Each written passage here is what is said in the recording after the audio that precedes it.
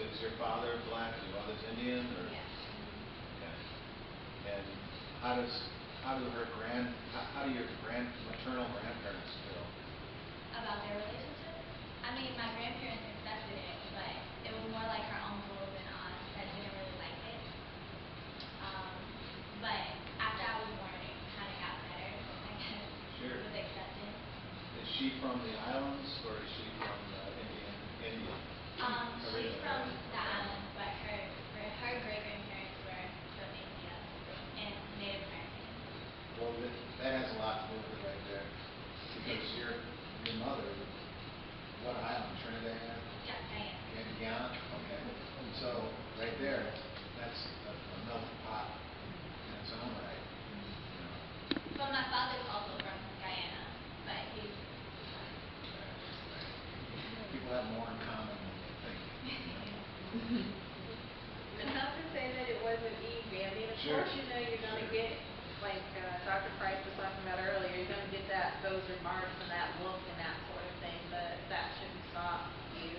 And also, too, it's not to say that this is the other thing that I've found, not only within my own interracial relationships that I've had in the past, but also observing aunts and uncles too, is that, there could still be some bias and prejudicial views, where your father, I don't know if this is where you're saying only bring home black guys, but I had my uncle Perry, who's a white male, didn't want his daughter bringing home any black guys. He thought all black females were fine, but he had a real problem with black males.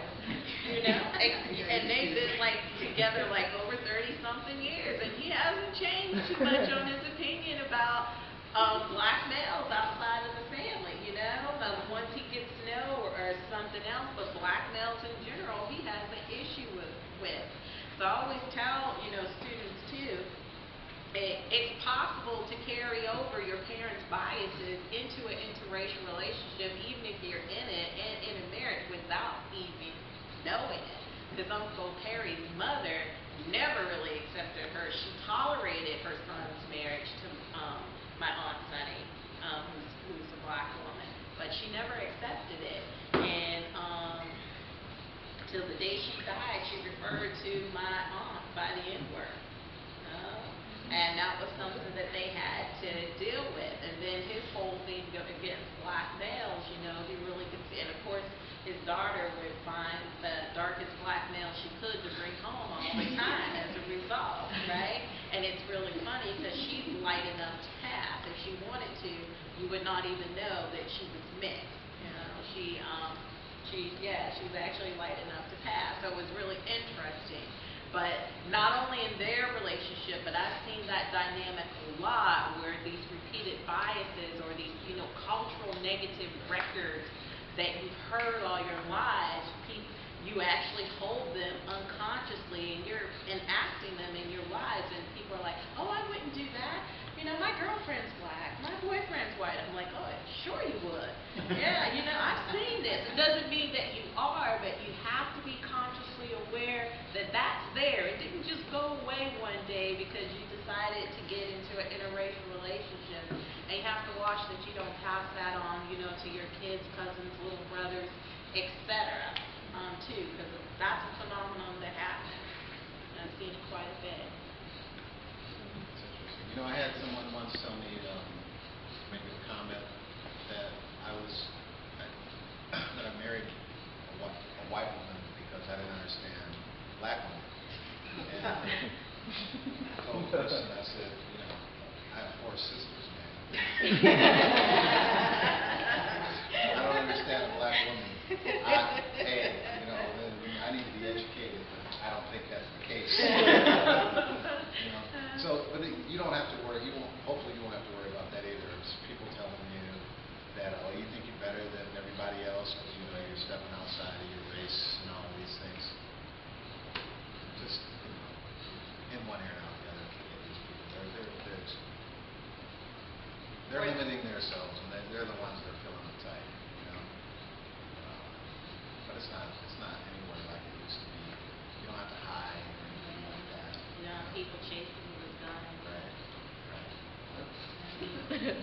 my father-in-law he was a career Chicago police officer on the south side. His precinct was the southeast side, which is where the black community that lived on the south side of Chicago at that time predominantly lived. President Obama, he has a home on the southeast side of Chicago, not too far from the University of Chicago, but even further away from that, to the south, it used to be a very affluent black community, a lot like Harlem was in the 20s. They called it Bronzeville in Chicago, Pill Hill. But as the years went by and the economy tanked, it became pretty much a big ghetto. And that's where he did spent most of his career in that kind of environment. In the late 60s, early 70s, he was dealing with riots and things like this and housing projects. And so he was really worried for his daughter's safety. That's what he told me. He said, I'm worried for my daughter's safety. I said, Joe, may I call you Joe? I said, you don't have to worry about that. I'll take care of your daughter. But I haven't done anything to you. I have never done anything to you, so you don't have to worry about me. Well, it's just what I've seen. It's just what I've seen. And I said, well, I've seen a lot too. I've had people do me wrong too, but I'm not holding a knife to anybody's throat. I'm not hating all white people. Maybe I should, but I'm not like that. So we established communication again after 20 years. Now we're really close, so that's a good thing. But do it if you want. If that's the right thing for you, just go for it. Don't worry about what other people are thinking. It's your life, right? Just be you. I know it shocks a lot of my colleagues when they find out that I dated interracially because I teach Africana studies and I'm like, what are you thinking? So, really putting you in the box, but goes back to your people somehow believe you become inauthentic and you lose your sense of self and et cetera, et cetera. And it's not. And you don't have to do anything different or change yourself in any way. Just do you. And they'll see. And the ones who can't, that's because they're blinded by some kind of hate or some kind of pain, and they're not going to see. And there's nothing you're going to be able to do about those folks. But yeah, just be you. So, you ever feel that there's going to be a point in time where you can't really distinguish like what you classify yourself as? I can't. Like let's say how your daughter is she's black and what is it? What did you say your wife was? My wife, her father's Lithuanian and her mother's Polish. Right. So what if you were mixed race? Well, you are mixed race. Yeah, I'm 12. Technically, Well, so like based on my great grandfather, and I know this for a fact, I'm 12.5% German.